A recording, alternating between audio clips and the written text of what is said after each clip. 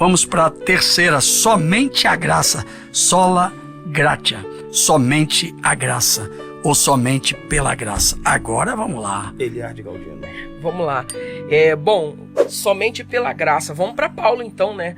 O Lutero, ele se pavimentou, toda a sua construção teológica vai acontecer em cima das cartas de Paulo. Mas... Antes de falar, desculpa, mas eu tenho que iniciar assim. Definir graça. Antes de falar desse pavimento aí. Sim, sim. Definir graça. A palavra graça é favor imerecido, né? É algo que eu não mereço. É aquilo que eu não posso alcançar pelos meus próprios méritos. É um presente, é uma dádiva. É algo que eu não teria a menor condição de alcançar pelos méritos próprios. Então, isso é a graça de Deus. Baseado nisso, Paulo, o Lutero, ele se pavimenta, ele vai construir toda a sua teologia em cima da carta de Paulo. Não só a de Romanos. A de Romanos é o ponto principal, mas ele vai usar as cartas de Paulo. E é interessante que ser salvo pela graça, voltando aqui, pegando a questão de obras, não invalida a questão das obras. Efésios 2, do verso 8, 9 e 10 diz assim: porque pela graça sois salvos por meio da fé, isso não vem de vós, é dom de Deus, não vem das obras, da força do meu braço, para que ninguém se glorie. Mas aí no verso 10 ele mostra que as obras são importantes, porque somos feituras suas, criadas em Cristo Jesus para as boas obras, a qual ele preparou para que andássemos nelas. Então está tudo interligado, está tudo conectado ali. A salvação pela graça, mediante a fé, não anula a questão de fazer boas obras. Outra coisa também que é importante pontuar aqui é a questão da hipergraça, né? A gente está falando de graça e hipergraça. É muito perigosa a ideia de alguém chegar e falar assim: se eu sou salvo por aquilo que Cristo já fez na cruz do Calvário, eu não preciso fazer nada, então eu posso viver uma vida promíscua de qualquer maneira, porque eu já sou salvo pela graça. Não se trata daquilo que eu fiz, que eu faço, mas daquilo que Cristo já fez na cruz do Calvário.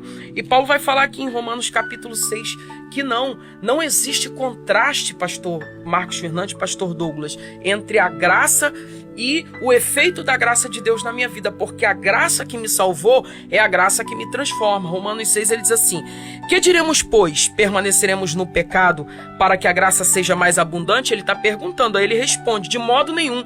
Nós que estamos mortos para o pecado, como viveremos ainda nele? Então, se eu digo que sou salvo pela graça e vivo em pecados, meu amigo, tem alguma coisa errada aí. Porque Verdade. A graça que me salva, ela tem que me transformar. E verso 3 ele diz assim: ou não sabeis que todos quantos fomos batizados em Jesus Cristo, fomos batizados na sua morte, de sorte que fomos sepultados com ele pelo batismo na morte, para que, como Cristo ressuscitou dos mortos pela glória do Pai, assim andemos também em novidade de vida.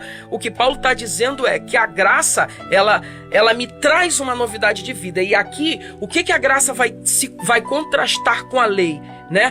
A lei, ela restringe as ações. Isso pode, isso não pode. A graça, ela transforma a natureza. Eu não preciso viver uma vida legalista, mas o Espírito que habita em mim, as primícias do Espírito, ministra em mim que eu preciso ser uma nova vida. E não só que eu preciso ser, mas ele me capacita a viver isso. Glória a Deus. O Lutero dizia que a graça te capacita até a cumprir a lei. O Lutero diz: senti que esse varão entrou na graça mesmo. Percebeu? Esse entende. Meu Deus, é muita graça para falar da graça.